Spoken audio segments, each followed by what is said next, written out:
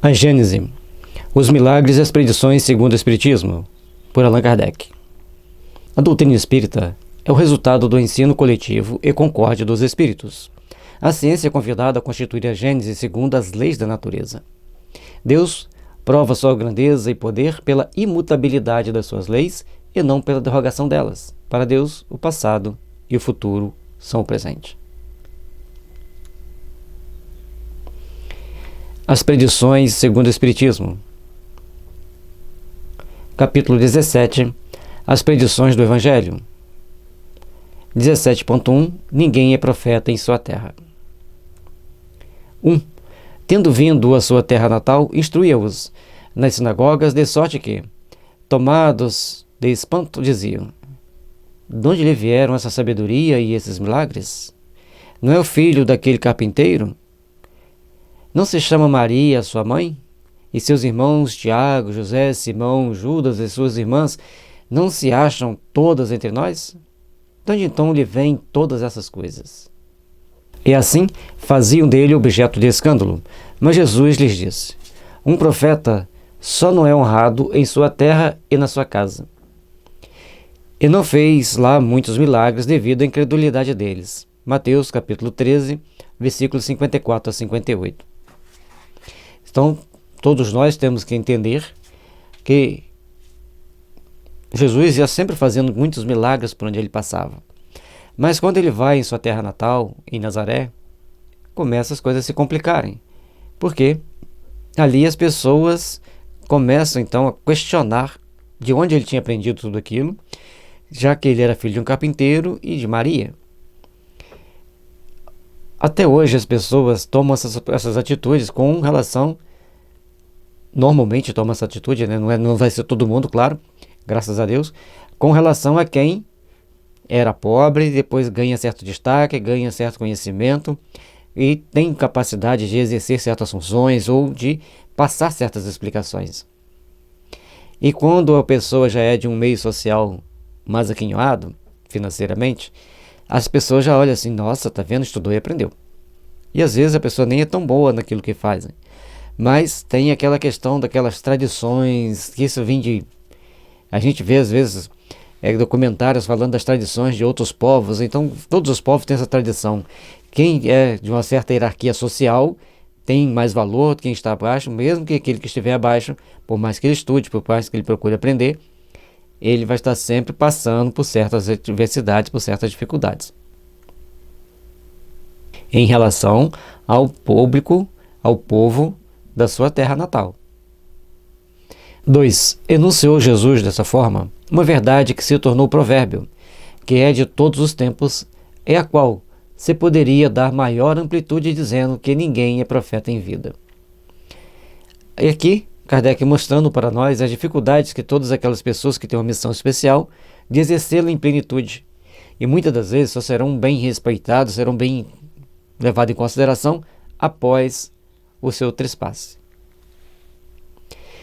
Na linguagem usual, essa máxima se aplica ao crédito de que alguém goza entre os seus, entre aqueles em cujo seio vive, a confiança que lhes inspira pela superioridade do saber e da inteligência. Se ela sofre exceções, são raras, estas e, em nenhum caso, absolutas. O princípio de tal verdade reside numa consequência natural da fraqueza humana e pode explicar-se desse modo. Então, Kardec já coloca que tem exceções, raras exceções, mas logicamente, como Jesus fez alguns milagres, porque tinha algumas pessoas que admiravam-no, respeitavam-no e desenvolviam naquele momento os melhores sentimentos com relação a Jesus. Porque o bom sentimento vai fazer com que o fluido nos atinja de uma forma mais salutar. Portanto, não vai ter uma exceção absoluta e nem vai ser absolutamente todos que serão contra a pessoa. Tem sempre aqueles meio termo, mas a porcentagem de rejeição na terra natal tende a ser maior do que em outras regiões. O hábito de se verem desde a infância, em todas as circunstâncias ordinárias da vida, estabelece entre os homens uma espécie de igualdade material que, muitas vezes, faz que a maioria deles se negue a reconhecer a superioridade moral de quem foram companheiros ou comensais, que saiu do mesmo meio que eles e cujas primeiras fraquezas todos testemunharam. Sofre-lhes orgulho com o terem de reconhecer o ascendente do outro. Quem quer que se eleve acima do nível comum está sempre em luta com o ciúme e a inveja. Então, a gente vai deparando com essas situações, vai deparando com as mais variadas condições, principalmente o ciúme, a inveja, a arrogância, a prepotência das pessoas se negam a reconhecer o outro, principalmente quando é par, ou são pares da mesma condição social, ou de uma condição social um pouco menor do que a maioria se julga estar. Aí sofrem a discriminação. Isso é um fato. Não deveria ser assim, mas é. Os que se sentem incapazes de chegar à altura em que aquele se encontra, esforçam-se para rebaixá-lo por meio da difamação, da maledicência, da calúnia. Tanto mais forte gritam, quanto menores se acham, crendo que se engrandecem e o eclipsam pelo arruído que promovem. Tal foi e será a história da humanidade, enquanto os homens não houverem compreendido a sua natureza espiritual e alargado o seu horizonte moral. Por aí se vê que semelhante conceito é próprio dos espíritos acanhados e vulgares, que tomam suas personalidades por ponto de aferição de tudo. Aí nós temos que saber entender a cada uma das situações, nós temos que saber compreender que temos que ver os fatos pelo prisma espiritual. Enquanto a humanidade se vê apenas no aspecto material, de carne e osso, e esquece que todos nós somos o espírito imortal, cada um vai conquistando de acordo com o seu esforço, com a sua luta, e se nós tentarmos derrubar o outro, difamar o outro, caluniar o outro, nós estaremos sendo puxados para baixo. Teremos que passar por encarnações difíceis na próxima existência. Aí continuaremos tomando as ações que estamos tomando, ou que a humanidade tem tomado. Mas à medida que a gente entende a reencarnação, que a gente entende as vidas sucessivas e a responsabilidade que temos nesta vida de nos preparar para a próxima, a gente começa a tomar atitudes diferenciadas, atitudes mais compatíveis e coerentes com a realidade transcendente da vida. Do outro lado, toda a gente em geral faz dos homens apenas conhecidos pelo espírito um ideal que cresce à medida que os tempos e os lugares vão se distanciando. Eles são como que despojados de todo o cunho de humanidade. Parece que não devem ter falado nem sentido como os demais, que a linguagem de que usaram em seus pensamentos hão de ter ressoado constantemente no diapasão da sublimidade, sem se lembrarem os que tal imaginam que o espírito não poderia permanecer constantemente em estado de tensão e de perpétua excitação. Bom, gente, todos nós que já alcançamos um padrão de entendimento, de compreensão, nós temos então que começarmos a olhar para os outros com respeito, com compaixão, procurando entender a dificuldade de cada um, procurando dar um passo de cada vez naquilo que buscamos realizar, respeitando a quem está atrás, porque nós também já tivemos uma linguagem deficiente, já tivemos pensamentos toscos e hoje estamos sublimando-nos, mas se olharmos para trás, para outras existências, até mesmo nessa vida, vemos que já cometemos alguns erros e ainda vamos cometer, porque não somos perfeitos. Estamos na fase de aperfeiçoamento. Portanto, temos que saber respeitar o limite de cada um e respeitar também quem já conquistou algo à frente, quem deu alguns passos à frente. No contato da vida privada, vê-se por demais que o homem material em nada se distingue do vulgo. O homem corpóreo, que os sentidos humanos percebem, quase que apaga o homem espiritual, do qual somente o espírito se percebe. De longe, apenas se veem os relâmpagos dos gênios, de perto veem-se as paradas do espírito. Aí a gente vai vendo o quê? É que fisicamente nós somos muito parecidos todos. Raros são aqueles que se destacam como homem espiritual, aquele homem mais espiritualizado, tanto o homem quanto a mulher, né, mais espiritualizado, que já enxerga um pouco mais longe. mas aquele relâmpago de gênio, somente aqui e ali, no dado momento, aparecem essas pessoas, em todas. Portanto, somos ainda falíveis e devemos buscar a nossa perfeição, porque somos perfectíveis. Depois da morte, nenhuma comparação mais sendo possível, unicamente o homem espiritual subsiste, e tanto maior parece quanto mais longínqua se torna a lembrança do homem corporal. É por isso que aqueles cuja passagem pela terra se assinalou por obras de real valor são mais apreciados depois de mortos do que quando vivos.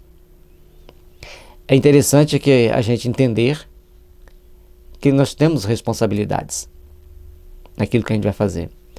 Então, muitas das vezes, depois da morte, quando não tem como comparar a pessoa, aí aquele mais espiritualizado, ele vai continuar existindo, vai parecer ser maior do que aquilo que realmente eles achavam ali, e vão começar a dar valor a mais. Então, é por isso que cada um de nós, nessa passagem pela terra que nós temos, assinala ao longo da sua caminhada, assinala ao longo da sua jornada, valores que ele procurará apreciar mais, infelizmente, né, depois que as pessoas estão mortas, do que quando vivos. Exatamente, porque aí a pessoa já morreu, não era uma pessoa muito boa, pessoa de muitos valores, mas enquanto está vivo, sempre tem a tendência a achar defeito.